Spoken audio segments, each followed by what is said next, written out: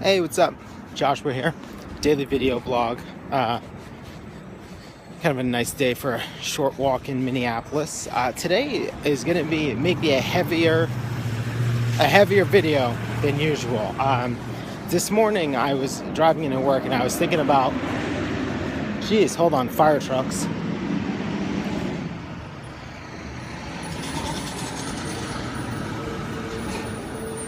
Brutal. All right.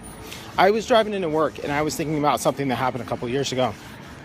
A few summers ago, my wife, doctors found a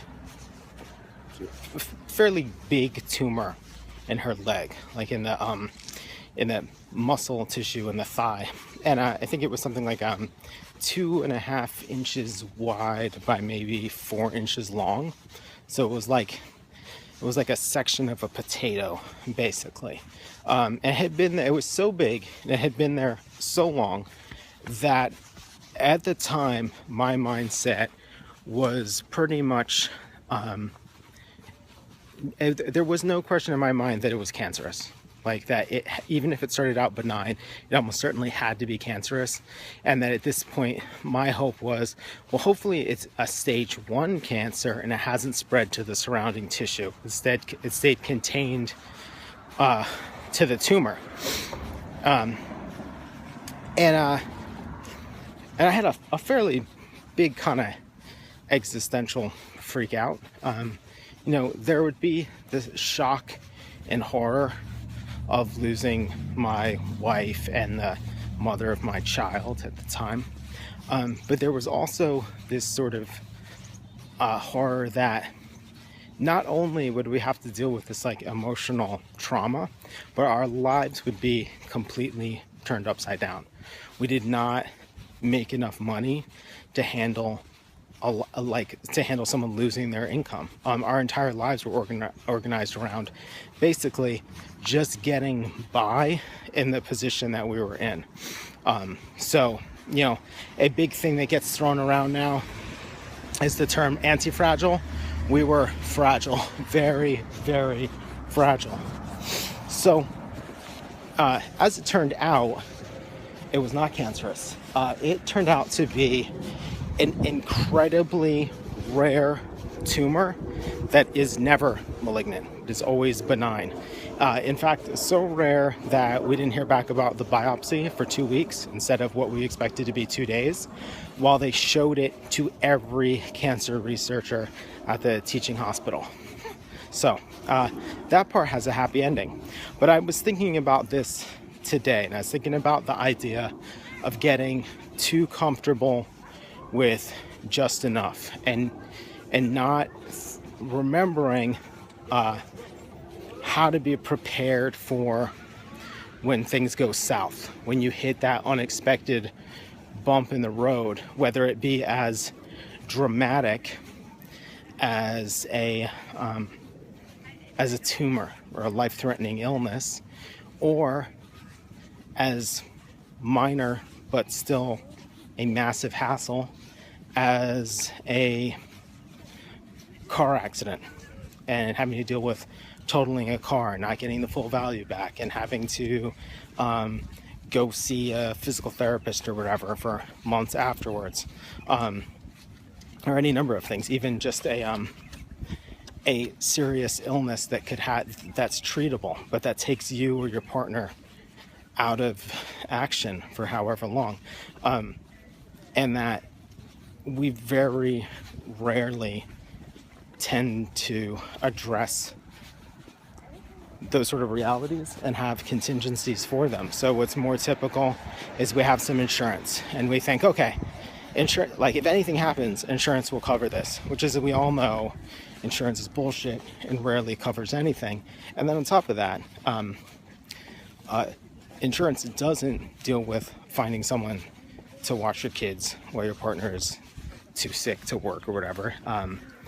Insurance is not going to find a new babysitter. Insurance is not going to make dinner.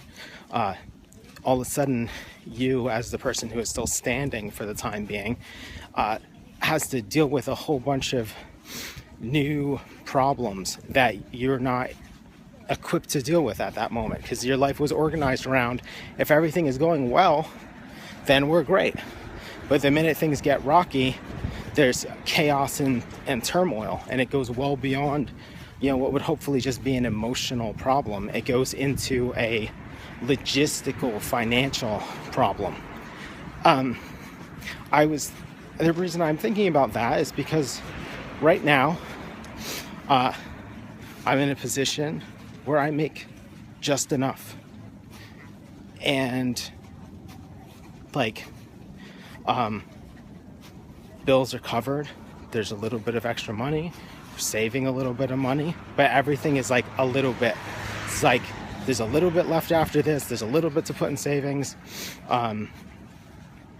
There's nothing awesome, or there's no sort of like there's not like there's a surplus, I guess I should say. And thinking about that tumor and what that could have meant sort of reminds me that the danger of being too comfortable with the day-to-day reality of just enough, and the importance of building up something that can grow over time. Because just enough, is not a good look for cancer. It's not a good look for a car accident and someone breaks their legs. It's not a good look for a hospital stay that lasts a while, or an unexpected kid should get thrown in the mix. And I see it with me, and I see it with a lot of people I know, that we're not setting up our lives in such a way that we can handle those unplanned for circumstances that can really just screw things up in a big way. And I think it's really important to think about this, because I don't know about you, but I don't want to be the person who, when you hit that inevitable bump in the road, that your answer to it is throw a fundraiser that almost certainly doesn't raise enough money to cover your medical bills. And it's certainly not going to supplement a lost income from a parent who's taken out of commission in some way. So I would say, just as a general, not warning, but start thinking about a plan for what you do with those, when you have that bump in the road. It reminds me that maybe I need to go out to eat less, and I need to dedicate that little bit of money that I will save and work on that emergency fund being a little bit more healthy and more robust, so that when these things inevitably do happen, they lean more towards being emotional problems and not completely turning your life upside down kind of problems.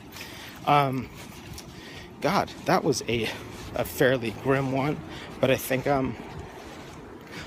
it's necessary to think about, and I see myself getting too comfortable with one source of income and one kind of small supplementary one that is really just covering the bills, and puts me in a very precarious position. And I don't want, if something happens to my wife, to have to move my kids into a 1-bedroom apartment and be sleeping on the couch, and basically completely upend their lives